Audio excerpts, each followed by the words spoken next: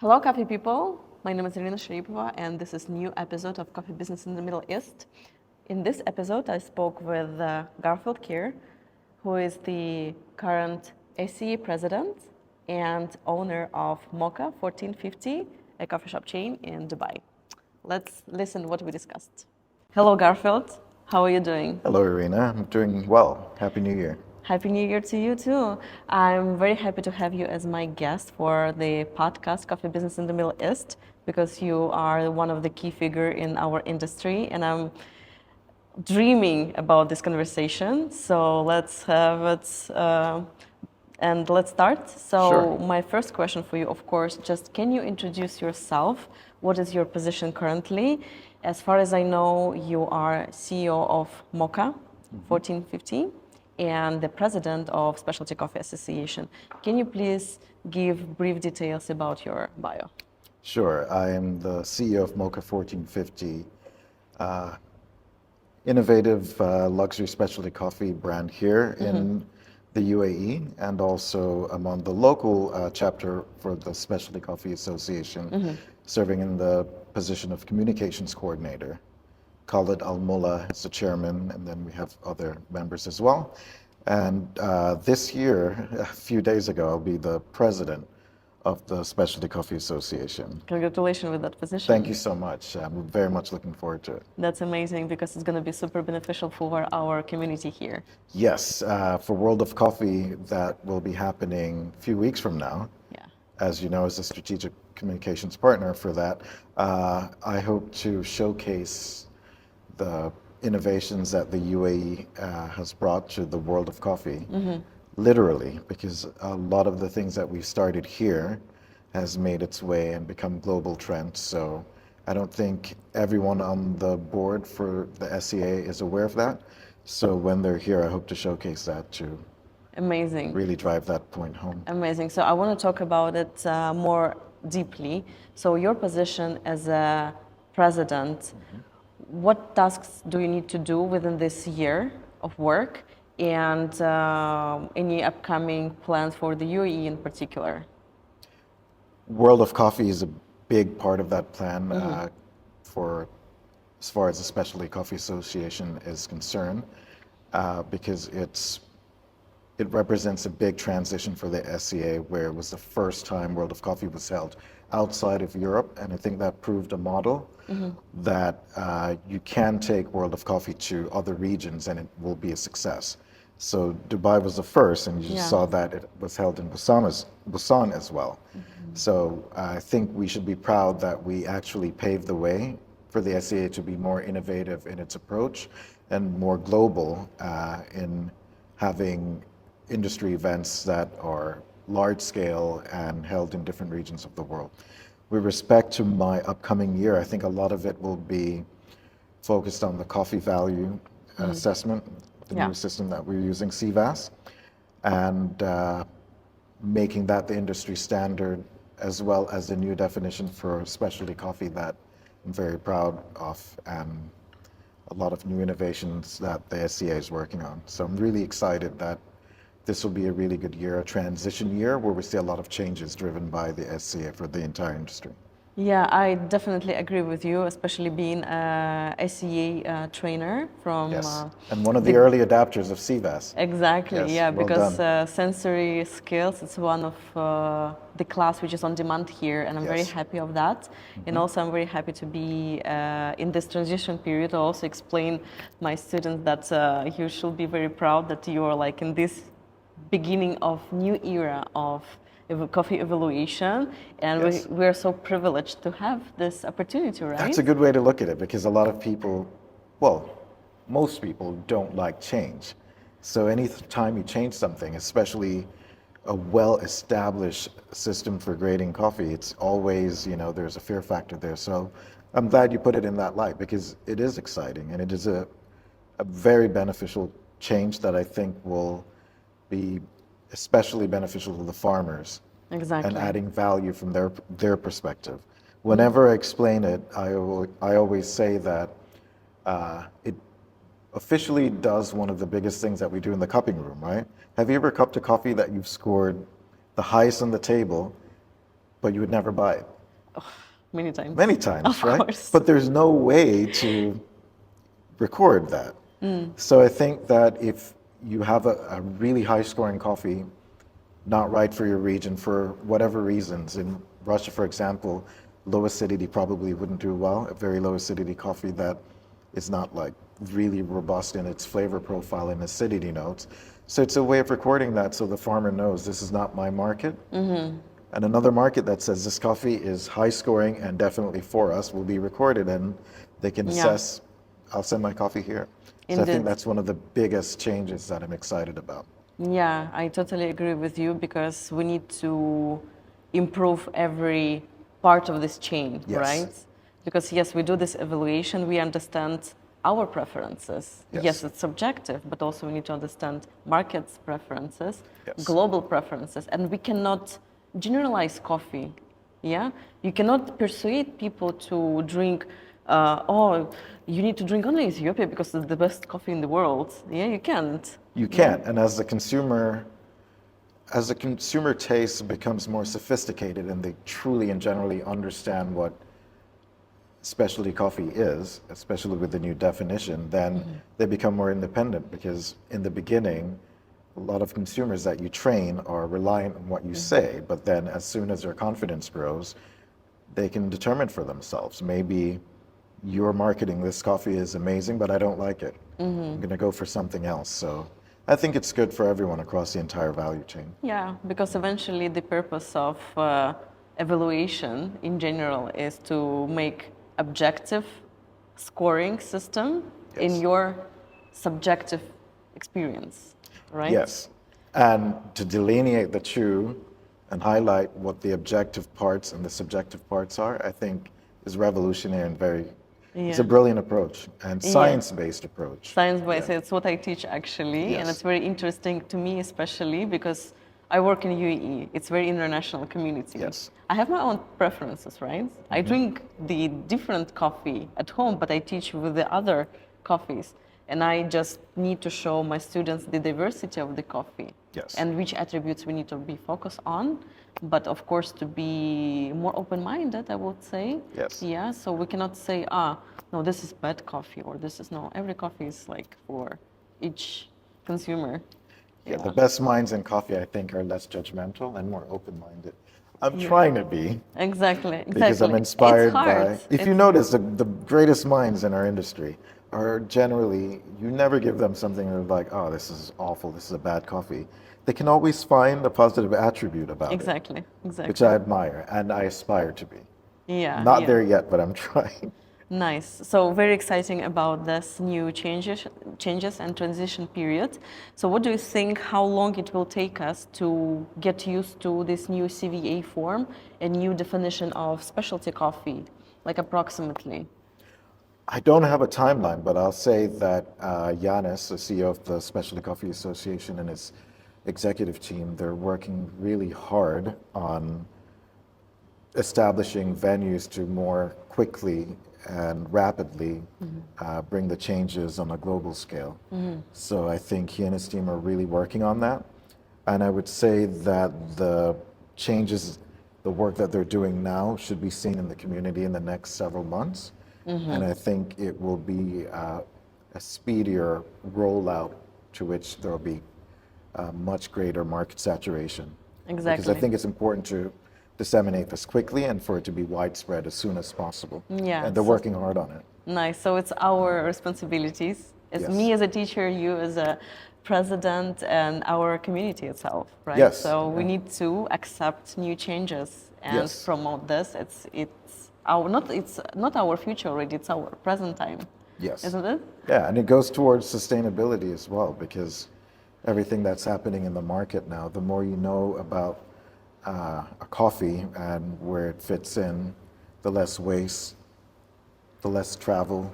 A lot of time people bring coffee to a region that doesn't work, then they have to ship it back or ship it to another region. So I think that's one of the less talked about or foreseen attribute of the new system, is that it will actually go towards sustainability in a concrete and direct way. There are several people that have brought coffee here that are actually moving it back because it's No not, way. yes, It's not moving. it's not moving because it's not right for the market. And So they didn't do proper research. There was Exactly. no CVA appliance for this. at least three different people right now that have a lot of coffee here in Dubai that doesn't work for this market. And I've asked, can you help? And I was like, well, based on the flavor profile, to tell you it's not right for this market, I suggest, the good thing about Dubai is that it's a hub and Yeah. the entire Middle East is accessible. The entire world, basically, because it's 7 hours from most major cities. So it's not hard to move it, but you eliminate that process of bringing it here and then having to move it if you knew what your market was. But also, you could use Dubai as a hub. So that's what I told them. Don't give up on Dubai, even though this specific coffee is not right for you. You can use it as a hub and distribute it accordingly. Exactly. So you need to do research anyway. Yes. Yeah. You need to Yes. study the markets. Yes. And market is being changed. Every market, like Russian market, is developing and changed. Yes. UAE, Asian market. So it's hard to forecast. But anyway, you need to be in the community.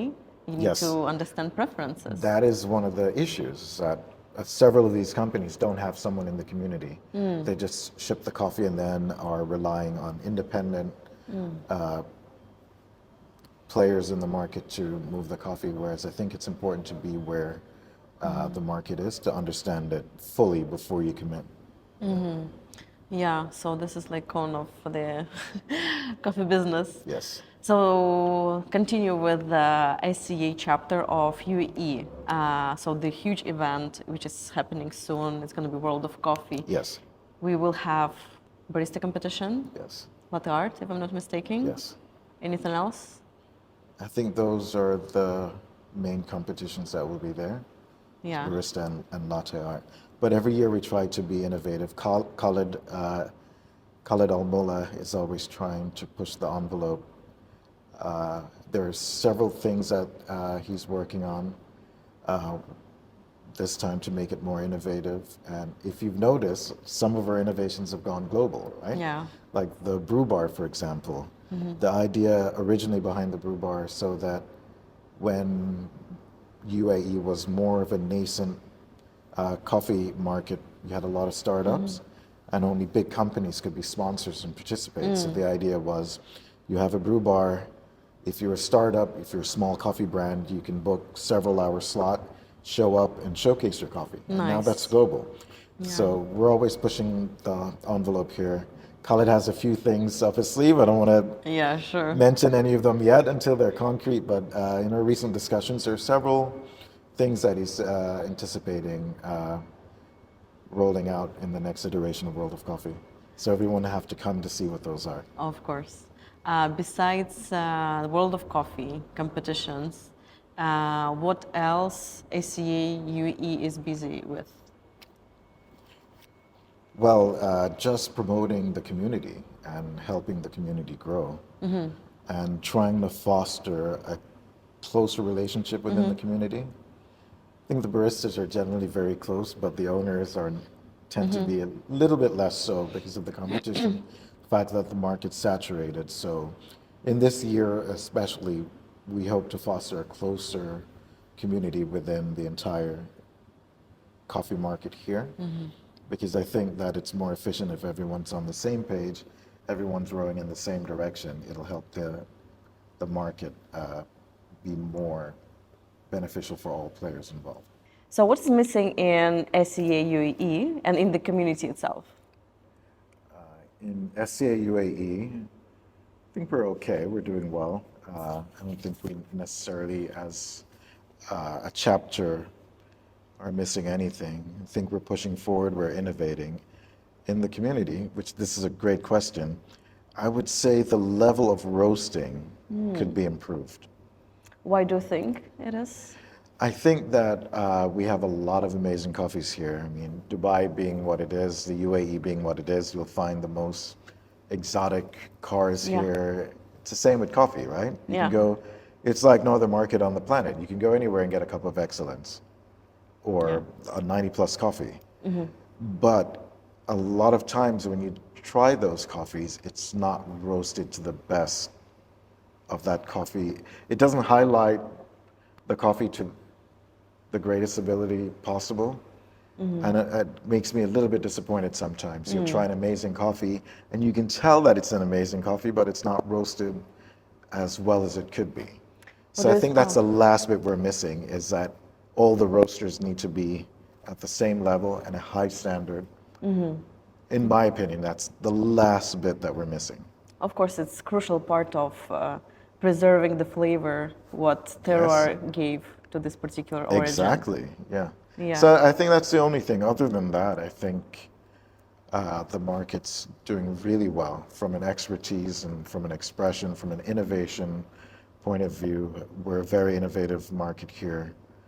We're driving a lot of innovation forward. So yeah, I think roasting is the only Achilles heel that I see now. Maybe you have a different take.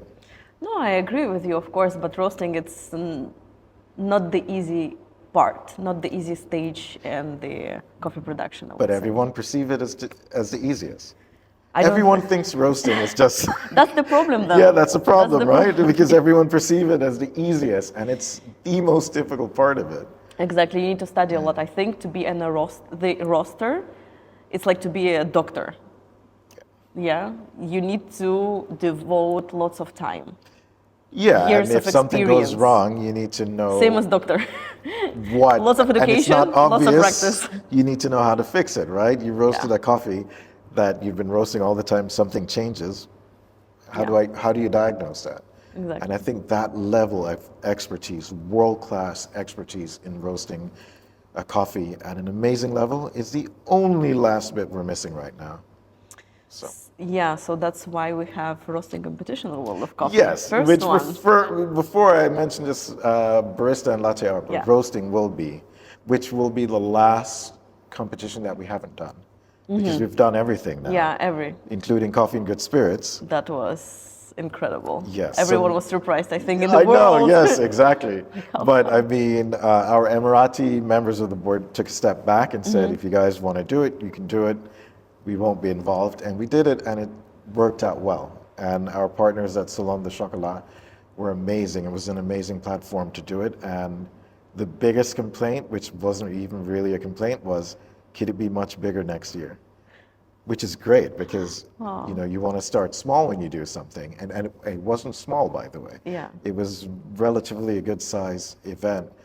And that was the number one feedback. Could it be much bigger? So yeah, we're in a good place. And with roasting this year at World of Coffee, I think that will also help to spur the changes that we need to finally have everyone be inspired and being at that high level of roasting. Exactly, that's amazing how many competitors we have, all the competitions we have, and of course boost the community to be like on the top level.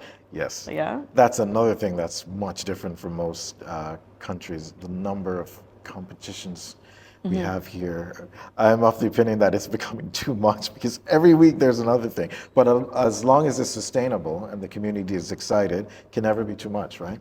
Yeah. And people are learning, and every competition Yeah. is an opportunity for not just baristas, but everyone, the community in general, business owners, cafe owners, to learn something new about the industry. So yeah, it's very good. Wow, that's so exciting to see what's going to be this year. Yes. Because now everyone is traveling to World of Coffee Dubai because it's approachable, it's easy to travel to. Yes. Yeah, and innovations are here. Yes. Nice. So I wanted to talk with you about your project, Mocha 1450. So you established this company, but before, as far as I know, you were the lawyer. I was a lawyer that transitioned to private equity. Yeah. And in my work with private equity fund, I transitioned to coffee. Why coffee? How it happened? It happened like this. It was like 4 a.m. in a conference room, and a good friend of mine who was a fund manager was drinking Yemeni coffee. And he was obsessed with coffee, still is obsessed with coffee. And as a business mind and one of the top minds in the finance community, he was obsessed with the value proposition of Yemeni coffee that was always really quite expensive, but the quality was hit or miss. So anyone in finance are always interested in any product that maintains a high price point, no matter what the quality is, because that's always a good industry to be in, right? And but from a coffee perspective, he was just obsessed with why is it so inconsistent, and why are people willing to pay the same high dollar amount for it, even if they know that it was a very hit or miss proposition whether or not you get the same quality. So we were talking about this, and he's like, "We should do a project on this." And I said, "Sure, why not?" Joking. I was not serious at all. Okay. I was just like humoring him, and the next thing you know, I'm in coffee. No way. Yeah, I did a project for Yemeni coffee to study the market there, and did a lot of research. In Yemen? In Yemen. Did you travel there? Yes, I traveled there. No This is way. before In everything. coffee farms? Yes, I Like it's- probably traveled most of Yemen, more than most people. That's fantastic. Wow. And Yemen is a beautiful country. When was it? This was around 2011, 2012. It's before you established the company here? Yes, Or you... that's why I established the company Okay. here. That's where I Now met it's gonna- all wow. industry contacts, and everyone's like, "Welcome to the coffee industry." And I kept saying, "These people, no, you'll never see me again." Wow, what impressed you? So you travel. I You fell in started love with coffee coffee. journey, yeah. Traveling through Yemen was Wow. it's the reason why I'm here, because outside Yemen has this reputation and people only focus on whenever something bad happens there. But traveling through the country, it was life-changing. It was, ask anyone who was on that trip. I think it was 2012, the Arabica Naturals Conference was when everyone went. And there was a lot of outside coffee experts that went to Yemen Wow, that for was the a coffee Arabica conference in Naturals Yemen. organized, yes, No organized by SMEPS. Wisam Kaid, who was the head of SMEPS at the time, organized this conference and invited everyone from around the world. Manuel also, a great agronomist. These are the names of people who were instrumental in putting Yemeni coffee to where they are now. Mervat Haider as well, who now works with Mocha 1450. Right. These are the pioneers of coffee from Yemen, including, most important of all, is Fatima Kabir. She was the first to produce a specialty coffee from Yemen that was graded at the time, I think it was in 84 at the time, but the very first farmer to produce specialty coffee was Fatima Kabir, who still Fantastic. works with us, by the way, Yeah. much to the chagrin of our competitors. But it's an agreement we made a long time ago that Wow. I would support them, and the only stipulation is if you can grow with us, if we're able to expand, we will give you exclusivity, which we promise, and that's why now Incredible, incredible. marketing our I coffee. want to know more details, if you don't mind, like specialty coffee in Yemen. So what it differs from any other origins? Because here in Middle East, Yemen, it's sort of trendy, right? And it used to be a trend. But what is special about specialty Yemeni coffee? Or all Yemeni coffee are special? All Yemeni coffee are special, right? Because it's going to be a completely different flavor profile than you're used to. It's going to be funkier. It's the expression of the coffee as a natural. I think it's either you love it or you don't like it, because if you don't like naturals, then you won't like Yemeni. But the weird thing is, that's my first introduction to specialty coffee, was Yemeni coffee. Yeah, wow. So my Good baseline, start. yeah, my Wow. baseline is naturals. I love naturals, even more than washed coffees. But yes, Yemeni coffee is very special. Talak, where Fatima is from, isn't even supposed to be in, when you think traditional coffees. It's not a very high altitude coffee, yet it's amazing. So all the coffees that everyone's familiar with, the Haraz, those coffees are amazing as well. But the only problem is, because there's a demand for Yemeni coffee, even if it's processed to the greatest ability, it will still be a hit or miss proposition. But if you get a great Yemeni coffee, it will be through the roof and an amazing coffee. Interesting. I'm just curious, how consistent coffee production in Yemen because of the situation, what's happening, also the situation sea market. So is there future for Yemeni coffee? Yes, it's very consistent. I think the outside world doesn't have an impact on it. Ironically, when Fatima Kabir and the Talak Women Coffee Association began sending us coffee back in 2013, 2014. After the war started, we expected either a dip in production or quality. The quality actually went up, and they started producing more. So the outside world doesn't really impact on what the coffee farmers are doing in Yemen, and they're innovating now and trying new things. You can even get some fermented coffee, which I always advise against because water is such a scarce commodity there that I never advise any of the farmers to do any wash processed or anything that requires water, because it's better for that water to be used by the population. But they've come up with some innovative ways to do it using very little water, like special honey process coffees that require minimal water. So they're very innovative, the Yemenis. No, right. So I want to ask also, so you started with Yemeni coffee. Yes. You established the company Mokha. Yes. Yeah? Yes. That's the connection. And you work with Jamaican coffee.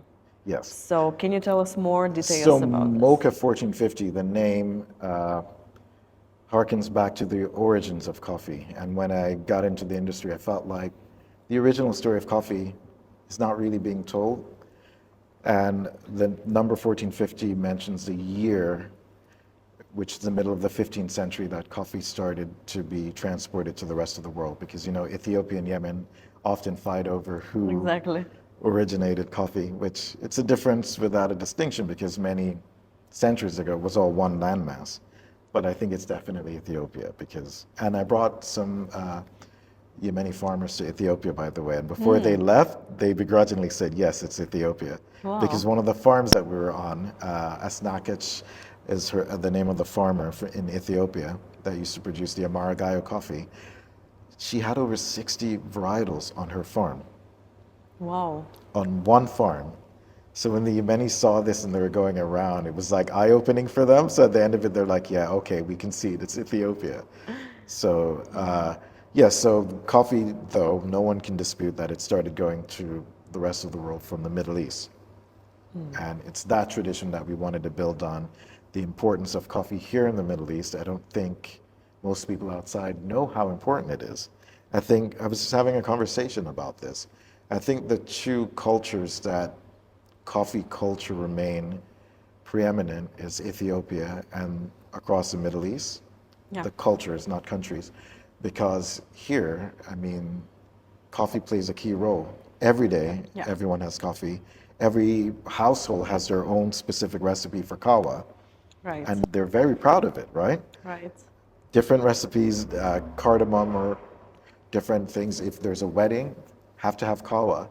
An important event, kawa. If you have coffee with a friend and he offers you and you cover the cup, it means I have something important to discuss, right? Nice. Shake the cup to say no more here. And in Ethiopia and Yemen, it's still very important cultures. In Yemen, even though they drink more kesher than coffee, it still remains an important part of the culture. But Ethiopia is where coffee, the culture now is very important, because it's a coffee ceremony. Yeah. I know you've been to an Ethiopian coffee ceremony. It's not for show. It happens every day in households, which is mind-blowing to believe that every day in a household, they're performing the coffee ceremony. If you ask for someone's hand in marriage in Ethiopia, it's during a coffee ceremony. Yeah. When I was in Yemen at that conference, there was a speaker that was saying how coffee originated in Yemen. And I was next to one of the key players from Ethiopia, and I could see the veins on the side of his neck, and he couldn't sit still, and I could just see him bursting out of himself. Yeah. And the next thing I know, he was on the stage. He was responding to the previous speaker, and that's what he was saying, that in our culture, it's still more prevalent than any other culture on the planet, and this is how coffee is important to us. Yeah. And I think it's the only exporting region that consumes coffee at a very high level. If Ethiopians could decide, they would never export coffee, they would drink it all. Yeah, exactly. So you have a few origins in your coffee shop. Yes. Ethiopia, Yemen, Jamaica. Jamaica, About Guatemala. Jamaican Blue Mountain. Yeah, so the Jamaican... Because I think you are famous with this origin First of all, as a Jamaican Yes, person. which it Yeah. happened by accident. Yeah, it happened by accident, but also I don't see Jamaican coffee everywhere, Yes. but your place. Can you tell us about Jamaican coffee in particular? Yes. What's unique about this and why we should try this Sure. coffee? So the Jamaica Blue Mountain, it's so expensive that I wasn't sure if it would work. This was the early days. This was back in 2014 when the price of coffee, especially coffee, was very low because it was still on an upward trajectory and not a huge consumer base. So the pricing, which our price were already higher because we're paying the farmers much higher. For example, the women in Yemen set the price, we don't. So our prices were already higher than most of our competitors, which made us stand out. We weren't sure if it would work as a business model. So at the time, I was very reluctant to introduce Jamaica Blue Mountain. And all the farmers back home were so upset. I remember every time I travel home, they would say, "How are you Jamaican and you have all these other origins and no Jamaica Blue Mountain?" So after having to hear that for a while, I decided to introduce it as a one-off, just as a special guest coffee, and it went. People, the reaction to the Jamaica Blue Mountain, there were a lot of write-ups about it. There are articles saying it was the most expensive coffee in the world, even though I never said that. I never positioned it as but I think people started saying how expensive it was, and that made people skeptically want to try it. And then once people tried it, they liked it. The way to describe Jamaica Blue Mountain coffee, I don't know if you've seen the movie Citizen Kane. So Citizen Kane is considered by film experts as the greatest movie of all time. When I saw it, I was like, good movie, not sure it's the greatest of all time. And as soon as I said that, it was a director's cut. So you had all the top directors of our time explaining why it was the greatest movie of all time. And basically the reason why that's the greatest film, every movie you see today borrows from that. It's sort of the template for every movie you see today. Citizen Kane set the template for it. Interesting. The Jamaica Blue Mountain is a template for, it's the world's first specialty coffee. It set the template for everything that you're experiencing now in specialty coffee. And what makes it special, it has been, still is the most balanced coffee on the planet. It's very balanced, which I think it's a coffee more for expert people with a better palate than someone new to specialty coffee that's looking for something that they can identify as, oh, this is special. And I think that's why the Japanese love it. 90% of it goes to Japan. The reason why it's hard to source is that only 10% of it is available to the rest of the world. And it's not an easy coffee to source. Generally, you have to have a license. Oh, wow. Yeah. So you cannot just buy. Cannot just buy it. Okay. You cannot just buy it. It's not a coffee that you can buy. There are brokers that you could try to find, and we wanted to do some price comparison recently. So our ASD, Joe, reached out to one of those brokers, and they said, no, that's not how it worked. We find a buyer reaches out to us, and then we reach out to get the coffee, and then we determine the price. Wow. So yeah, we thought maybe people had it all the time. So it's very unique, very hard to source. Very balanced, notes of chocolate, overripe fruit, which is one of my favorite because it's very distinct, and little bit of fruitiness, but not much, and some exotic spices as well. And it's very unique and very balanced. As an espresso, it's amazing. Brewed, it's amazing as well, but I think when people try the Jamaica Blue Mountain, their brain is set to thinking it's going to be like a Panama geisha, and it's not. No, because no. like I said, it's very balanced, Exactly, whereas exactly. geisha is like a fruit bomb. Yeah, I think it's just the experience of trying this particular terroir. Because most of the coffee people, as far as I know, they think, oh, every coffee should be like Panama geisha or Yes. Ethiopian. No, we need to No. appreciate what Exactly. this particular origin. Otherwise, will be a problem because you see what's happening with infused coffee. Yes. We don't feel the terroir. Yes. And we need to, I think one of your goals is to preserve terroir Jamaican coffee, right? Yemen coffee. We never it's do like pure. infused coffee. We even rarely do anaerobic. We're very conservative. We, in our history, we've only done one anaerobic coffee, and it was from Kesha. It's a good friend of mine, Betty Antoine, who started a company here, despite everyone telling her not to get into specialty coffee. And when we tried all the coffee she had on offer, we loved that coffee, and we decided to have it because it didn't taste over-processed, and you could still taste the terroir, as you said, and the original notes behind the coffee it didn't taste like an artificial coffee. Nice. But even anaerobic, which is not very controversial, we don't do. But Yeah. that was a beautiful anaerobic processed coffee that we did. And yeah, we are very conservative. We want you to appreciate coffee for its intrinsic value. No criticism to anyone that's doing infused. Sure. I think infused is a good teaching coffee, right? If you wanted to say, this is what a coffee would taste like, for people who can't find the notes, like I was there in the beginning. Yeah, I mean, it can be infused, but at some extent, I think. yes, I tasted a coffee recently that was infused, but it was very, very, very slight, and I can't remember who it was done by, but it's someone well known within the community who started the whole trend a while back. And I was like, yeah, this is more understandable because you're slightly highlighting the notes intrinsic in the coffee, but even then, only as a teaching method from my perspective. If I wanted to say, this is the greatest expression of the notes intrinsic in the coffee, aided by actual fruits. But yeah, I wouldn't do Nice. infused coffee. It's very unique because I like your concept because you stick to your values, you stick to your image. Yes. And I think you don't betray your coffee origins. Let's say you started with Yemeni, Ethiopian, and Jamaica, and you stick with it. Yeah, I stick with it. Yeah, amazing. Yeah, It's we'll never do trends. And I mean, we have people that come to us every single day, multiple times a day. And our original location is the same as it was, which is not by design.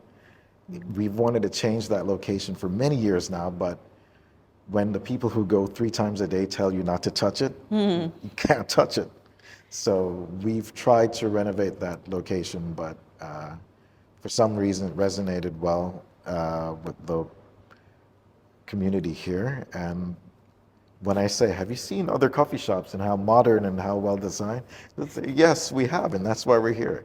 So, but eventually I think we have to upgrade some elements of it because you need to change at some point, and it's been over a decade that it's been the same.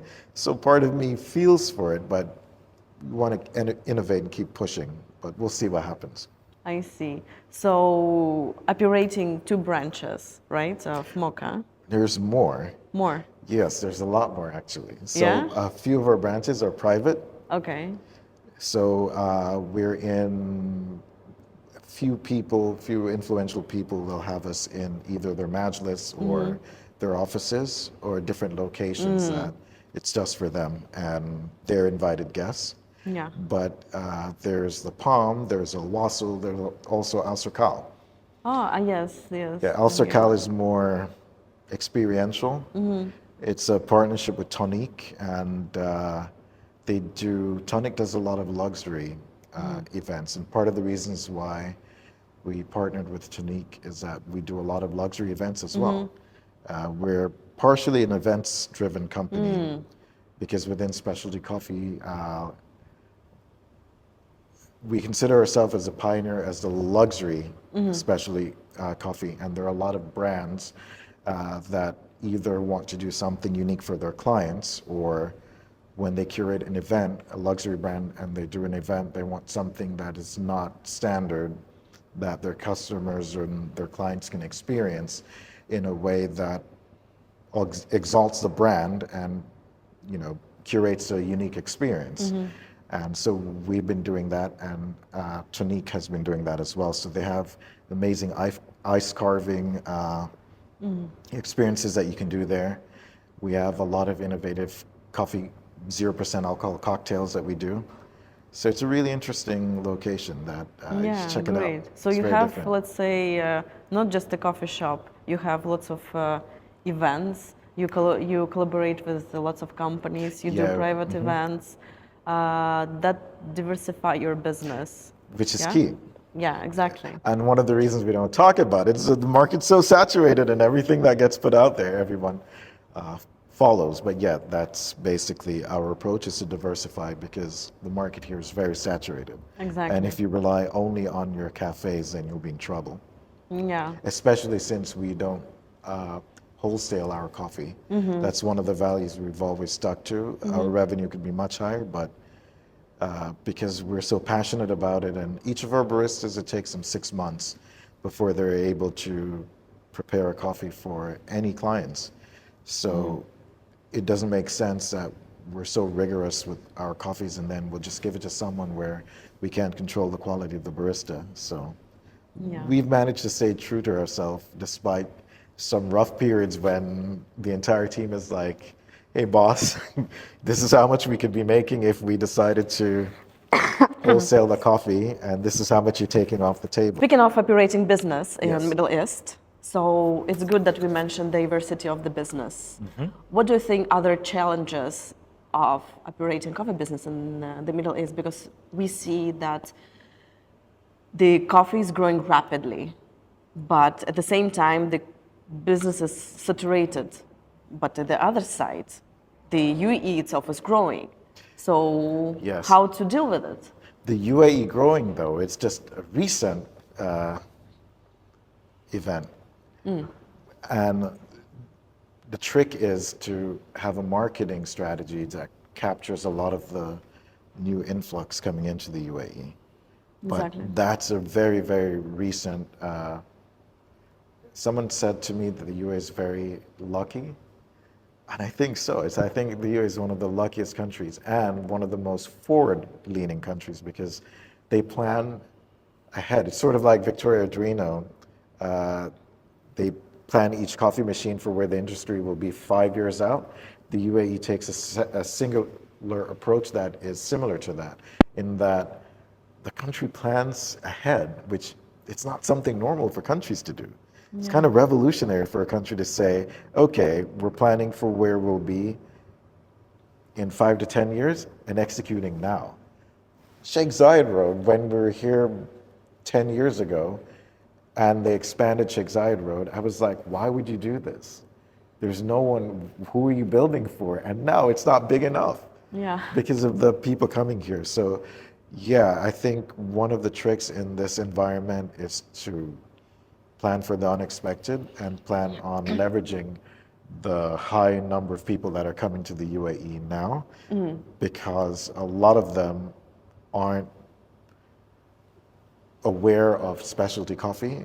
And I've had newcomers tell me, oh, you can't get a good cup of coffee in the UAE. And I was like, oh, this is probably the #1 market to get a great cup of coffee. And I had to tell them where to go. So I think part of it is communicating to the new residents. The numbers are incredible of how many people are moving to the UAE every single day. So I think that would be one of the challenges, is how do you market and capture that new influx of potential clients? Sure, exactly. But what is the positive side of coffee business in the Middle East? Positive side. Positive side, I think, is the enthusiasm. The enthusiasm of the baristas here, it's through the roof. I mean, everyone's so excited about coffee. And not only just the baristas, but the owners as well. I mean, the coffee industry is sort of like having a prized possession. People are very proud of being in the coffee industry. It's not just seen as a means to an end. It's not just seen as a way to make money, because more than likely it's very difficult to be profitable in the coffee industry. So I think it's a passion project for a lot of people, but not in a negative sense that I just want to show off and show what I have, but someone wants to bring something new to the market. It's a way of expressing an idea or an ideal, and I think that makes the market here special, because people are always pushing the boundaries. The design of a cafe will be exemplary, everyone is trying to do something new to innovate so that when you walk through the door, it's not just a pretty shop with awful tasting coffees, right? Everyone's pushing the limits, everyone's trying to invite people to come to them and experience coffee in a new way. And I think from that perspective, it's why I love being here, and I think it's the best market anywhere you can find. What would be your advice for newly entrepreneurs in coffee business? New entrepreneurs in the coffee business, I would say do something different. Study the market, it's the number one thing. Sure. Study the market inside and out, know what you're getting into, find a gap and innovate. Come with something different that everyone can appreciate, that will push the boundaries and move us further along. Because coffee is the simplest, most complicated subject. True, true. I also wanted to ask you about the AeroPress competition, because you are AeroPress, yes. involved Yes. in the biggest competition in the world. I assume it's even bigger than the World AeroPress. Yes. Isn't it? It's bigger than the World AeroPress Championship. And that, for example, was sort of like, it wasn't our idea to do that. It was driven by demand, because every year we would have 27 competitors. We'd only sign up 27 because that's what we thought the capacity was. And we'd get so many complaints. And people were of the impression that others were bigger. And we had to say, no, it's already the biggest. So the last year we said, you know what would happen if we let everyone in? And when we did the math, it was crazy. It was like, that'd be over like 600, and it would be the biggest coffee competition in the world ever attempted. And we said, let's do it. And we did it, and it was amazing. So we're very proud of that, to say that we've done the biggest coffee competition in the world. But as I've said, it was driven by demand, and that goes back to the enthusiasm of the baristas and the coffee community here. That's the only reason we were able to do it. So it's not something we did. It's a lot of passion that's present in the community that we leveraged. Nice. So what do you think that the next year it's going to be bigger? Wow. I don't know, but I did see a message from the team, the AirPress team, that said this year we're starting much earlier. So maybe, I don't know, we're going to meet and see what the innovations will be for this year. Because with the DMCC as our partner, we've been quite fortunate in that the space is beautiful. We have massive screens, multiple stages for them to come. And also, the last year was the first time we tried to leverage more of the DMCC ecosystem. So we had, before we had the gaming center involved, but for this last iteration, all the different centers within the DMCC was invited. And so that's why we had the Smoke and Diamonds mocktail, to showcase that, you know, it's at the DMCC and there are other commodities involved, not just coffee. And we paid homage to the Diamond Center. So this year may be more integrating the different centers within the DMCC and seeing what we can come up with, because the DMCC has been a very, very, very good partner for the AeroPress, which on paper it shouldn't work because the AeroPress is more low-key, but the DMCC with the Coffee Center, they were very, very serious about saying we need to foster a closer coffee community here, and I think it's worked. Because if you go to the AeroPress, it's not just baristas, it's owners, it's everyone within the value chain, which is surprising because a lot of business gets done there. And exactly. I didn't think it would be like an environment conducive to business, because it's a bunch of really passionate people going for it. So yeah, I'm excited about it. And I think that if we continue to grow and innovate, it'll be really good for the community. Nice. I think it's like sort of initiative to support the community, right? Yes. Besides the competitions, because it's so super official and we have lots of competition itself in the community. What do you think the other key events or initiatives to support Middle East coffee business? Other key, well, there's a Dubai Chamber of Commerce has just set up a coffee initiative, and Khalid Al Mola is also the chairman of that. So that has the ability to set standards. One of the things that we've been doing informally, and we've had on and off conversations with the DMCC about it. Going back to your question of what's missing, this is something though that's not just missing here, it's missing everywhere. And it's something that I'm also keen on seeing if it's, SES already has a really huge remit, so I don't want to bring up other things because there's so many important initiatives. But have you noticed that there's nowhere for a barista to be trained as a professional outside of his skills in making coffee? Well, you mean like in the universities of like I mean, that level? I mean to be a professional in doing her or his job. Because and the way I started thinking about this, because we're doing a lot of things with mixology, and on staff we have a competition-winning mixologists who've won a lot of mixology competitions. And there is a gentleman by the name of Nana Secher. You've met Nana? He consults in the mixology business, and he's on Tales of the Cocktails. And I was saying, a barista compared to a mixologist / bartender, it's night and day. A barista is not as elevated, as sophisticated in the delivery of the service as a mixologist or a bartender is. Right. Because bartenders are sort of like amateur psychiatrists, right? Psychologists. You know, people they can converse with you, you can talk about your problems, you're more able to have a high level conversation where a barista is not at that level. And I've thought deeply about it and said, why is that? And Nana, who's very wise, said he thinks it's a matter of interaction. Exactly. Because I was like, are the salaries much different? And yeah, for a lot of high-level mixologists, it's much higher. But entry-level bartender, barista, it's kind of similar. So his idea was that it's training through multiple interaction where you're forced to talk to the customer because the customer is right there in front of you. And it will be enhancing your expertise. Yes. And expertise is more payable. Yes, and that's one of the things that we train our staff, and something that we deliver differently is that our baristas are very knowledgeable, and we do tableside brewing. Before I had this conversation with Nana, there was a while when coffee was too esoteric and specialty coffee, and people loved it that way because it's like, I'm better than you.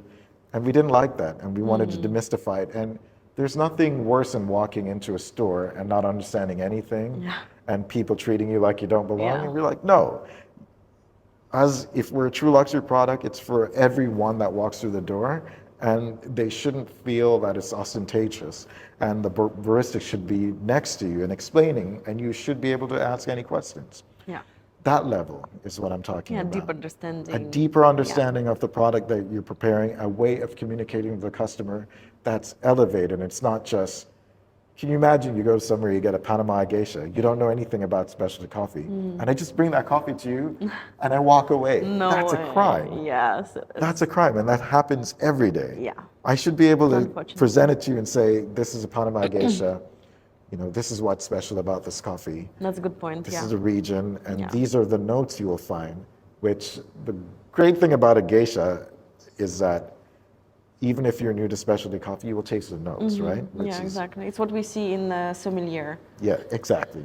Or bartenders, they are more into details. Yes. But it's what we're missing and can communicate that, because if you are used to getting a coffee from a gas station and then you walk into a specialty coffee shop and you're paying a much higher price, it doesn't do you a service if the barista just puts it on the table and walks away, because then, first of all, you might not even appreciate it, right? Because you'll taste it and you're like, I'm not missing anything with the gas station coffee. This tastes different, but I don't know why, or even if it's my preference. So I think having that conversation where it's more professional, they're reading the customer to say, is this your first time? Which our staff do. They always ask if it's the first time. They introduce the brand, they tell the story behind the brand, and they recommend coffee based on their preferences. Nice. So they'll never just wait for you to order. Especially if it's your first time, they'd say, what notes do you prefer in coffee? Do you like more chocolatey, fruity? And then they would bring a coffee based on that recommendation. It's like should be by default in every specialty coffee shop. Of course, in every coffee shop it should be. But it's not though. Yeah. And it's even difficult with our team. Because when they get busy, they sometimes forget to ask if it's, but we're very strict about driving that home to say, you have to ask every time, you have to tailor the experience to the client's expectation and what their preferences are. And most importantly, feedback. Yes. Yeah. Yes. So I had an experience where I was on the Palm, our location on the Palm, and there were a husband and wife, this older couple came in and they sat down and they ordered a coffee and they were just like looking around. They were amazed. They'd never had a specialty coffee experience. And they were just like, wow. And they're asking the barista a lot of questions. And he was answering for them and they were so happy. And I said to him, our barista, Teddy, I said, Teddy, wouldn't it be great if you just did a siphon for them, tableside brewing, because they've never experienced that. And I said, just do a tableside brewing, explain the process, and don't charge them for it. It's their first specialty coffee experience. Nice. It It's was immersion mind-blowing for them to the degree course. that they opened an Instagram account. That's the perfect audience, actually. They opened an Instagram account. This elderly couple opened an Nice. Instagram account just to review us and post on the experience. And I showed it to the team and I said, listen, they opened an account on Instagram, this elderly couple, just to review Mocha because they had just such an amazing experience. This is a level of interaction you should be having. Yeah. You shouldn't wait for me to tell you to do a tableside brewing for someone like this. Yeah, it should be naturally. It should be natural. You should offer that on your own and say, you know, if you really like this, let me show you this. You probably appreciate this. Yeah, I agree, definitely. You have to have scripts or your standards in your company, but also you need to be friendly and hospitable and naturally say, not like, okay, we have Ethiopia, blah, blah, blah, flavor notes. That's very boring. Yes, you know the information, but it's boring. It's boring, yeah.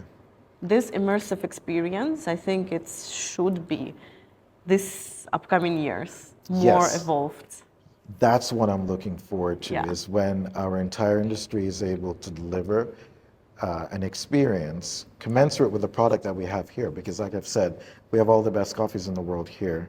A lot of baristas that are pushing the limits. So if we can deliver a service that's commensurate with the product, I think that will set us aside. But I'm looking forward to that globally, right? Because some of the innovations that we've had here is we do every single brewing method, where if you travel, years ago we still thought that markets like, you know, Melbourne or London were above us. And I remember coming back a few years ago and I said, no, we're above these markets by far. Because to this day, if you order a Chemex somewhere, or well, most places won't even have a siphon, but if you order a Chemex or a V60, you're gonna get a dirty look, right? Because that barista is like, you're a troublemaker. I wanna get my shift done. I wanna serve like the long line of people here, and you're telling me to take time out of my day to make a V60 that's gonna take double the time I can make multiple espresso-based coffees, and they give you that look, and it's like the look of death, right? Like, oh, okay, you're one of those. You're not my friend. So I think I'm looking forward to a global experience where, and this ties into the definition, the new definition of specialty coffee, right?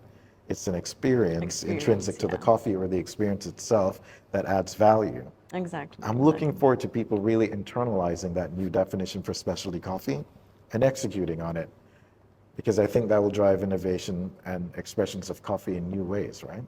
Yeah. So I'm very much looking forward to that. Yeah, indeed, I agree with you, because yes, we have this specialty coffee rough definition that it should be above 80 points. I can't dispute this, but what's important? Value. Yes. Value. Added value. It's all about this. Yes, 85, 86, but eventually, it's all about the experience. It's all about the quality. So if you walk into, I don't know, a convenience store, a gas station, and you get a coffee, and you walk out, and that's a C-grade coffee, and you walk into a specialty coffee shop, they just hand you a coffee, and you walk out. If I'm a consumer and I don't know what specialty coffee is, to me it's the same. To me it's the same. It's the same service, same experience. Yeah. Your taste buds might, you know, at a subliminal level say this is different, but you probably wouldn't even focus on it. You'd probably go, and keep going, right? Yeah. But if they had that experience, like that elderly couple, Yeah. then you know that it's special. Yeah. That experience That's sticks with special. you, and you Exactly. know what's special about the coffee and the experience itself. It's special. So I think this new definition also ties into CVAS because you're adding value, and it's not just value for one segment of the chain. It's for the entire. It's for Yeah. the entire industry along all segments of the value chain. 100%. Yeah. So we need to wrap up. I like that been we very are wrapping up informative. in a positive note. And thank you so much for being my guest. It's a pleasure to talk to you. You have a positive vibes and your optimistic approach on coffee business, especially. So yeah, we work and live in Dubai, which is an incredible community, and I think our listeners will learn a lot, and they got already maybe some insights. So yeah, we shouldn't give up and continue make this coffee community better and better. Thank you so much, and thank you for doing your part in fulfilling not only your mission within coffee, but the SCA's stated mission, which is make coffee better. You're a valuable asset for the global coffee community, so thank you for everything that you've done. Appreciate it, Thank Garfield. you. Thank you so much. And that was the episode of the coffee business in the Middle East. Bye.